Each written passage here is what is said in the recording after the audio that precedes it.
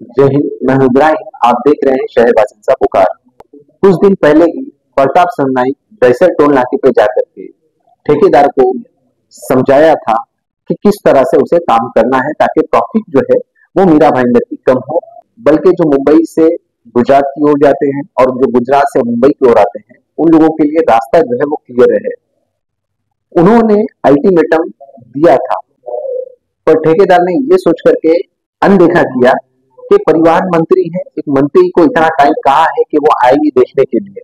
पर ऐसा नहीं, मंत्री साहब आए और आ करके उन्होंने ठेकेदार को फटकार लगाई। यहाँ तक का कि ये भी उनको समझाया है कि अगर अब की बार आपने काम नहीं किया तो आप पर गुनाह दाखिल होगा, आप पर केस दर्ज कर दिया जाएगा।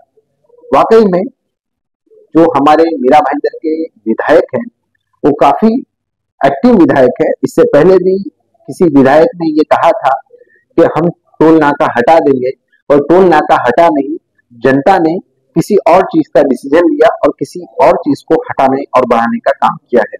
आइए देखते हैं परिवहन मंत्री जो प्रताप सरनाईक जी हैं उन्होंने किस तरह से अपने आक्रोश भरे लफ्जों में ठेकेदार को समझाया है।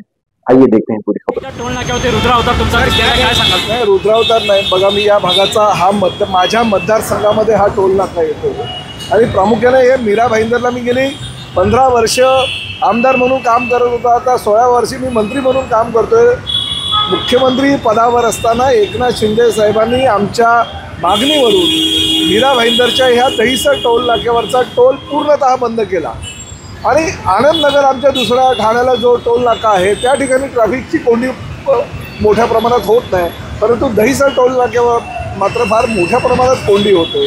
म्हणून मी गेल्या आठवड्यामध्ये आलो होतो आणि एक साधा पर्याय सांगितला होता की जे मुंबईवरून येणारी वाहनं आहेत त्याला 4 लेन आहेत, तर 2 लाईट व्हेकल आणि 2 हेवी व्हेकल, आणि मुंबईला जाणारी जी वाहनं आहेत तिकडे 3 लाईट व्हेकल आणि 3 हेवी व्हेकल। आता अशी विभागणी तुम्ही करा आणि 500 मीटर अंतरावरून 100 मीटरावर बोर्ड लावा, जेणेकरून लोक माइंड सेट करतील की नाही ही लाईट व्हेकल आहे, ही हेवी व्हेकल आहे, अशा पद्धतीनं ते त्याच लेनवरनं गाड्या आणतील। त्यामुळे अशी सुधारणा करण्याचं मी त्यांना सांगितलं होतं आणि 4 दिवसाची मुदत दिली होती। त्यांनी बोर्ड लावले, पण नावाला म्हणून बोर्ड लावले। त्यांना असं वाटलं की मंत्री आहे, येऊन गेले, पेपरला बातम्या आला, चॅनलला बातम्या आल्या आणि परत काय ते येणार नाही। पण मी बरोबर त्यांना आज सांगितलं होतं 1:30 वाजता येतो, मी 21ला झालो। थोड्याफार प्रमाणात आमच्या पोलीस खात्याच्या किंवा ट्रॅफिक ACP जे आमचे आहेत त्यांच्या म्हणण्यानुसार थोड्याफार प्रमाणात फरक पडलेला आहे। मुंबईवरून येणाऱ्या वाहनं जी मोठ्या प्रमाणात इकडे थांबत होती आता ती थांबत नाही। आता त्यांना रूट मिळाला असल्याकारणाने ते फास्ट जात आहेत, तिकडे वाहनं कुठल्याही प्रकारे वाहतूक कोंडी होत नाही। मुंबईला जाणाऱ्या वाहनात मात्र वाहतूक कोंडी होते। आम्ही पुढचे काही 1-2 सिग्नल्स आहेत ते आता बंद करायच्या सूचना मी त्यांना दिलेल्या आहेत, जेणेकरून मुंबईची कडे जाणारी वाहतूकसुद्धा जी कोंडी होते ती फुटेल। आणि अजून पण मी 5 दिवसाची मुदत दिलेली आहे, पुढल्या शनिवारपर्यंत काही ज्या सूचना केल्या होत्या त्यांचं त्यांनी पालन केलं नाही। 100 मीटरवर बोर्ड लावायला सांगितलं होतं, त्यांनी 2 बोर्ड लावले फक्त 500 मीटरवर।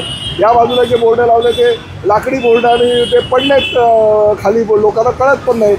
म्हणजे करायचं म्हणून मंत्र्यांनी सांगितलं म्हणून करायचं असा प्रकार ठेकेदारांनी केलेला आहे। खरंच मी या ठेकेदारावर गुन्हा दाखल करायला सांगितलेलं, पण त्यांनी शेवटची विनंती जी केलेली आहे ती मान्य करतो आणि शनिवारपर्यंत त्यांना परत मुदत आम्ही देतो की वाहतूक कोंडी पूर्णपणे आम्हाला मिटवायची आहे। आनंदनगरला जशी आहे परिस्थिती तशी दहिसर टोल नाक्याला आणायची आणि साधी उपाययोजना आहे ही। उपाययोजना काय मोठी पण नाही, त्याला काय खिशातून खर्च करावे लागणार नाही।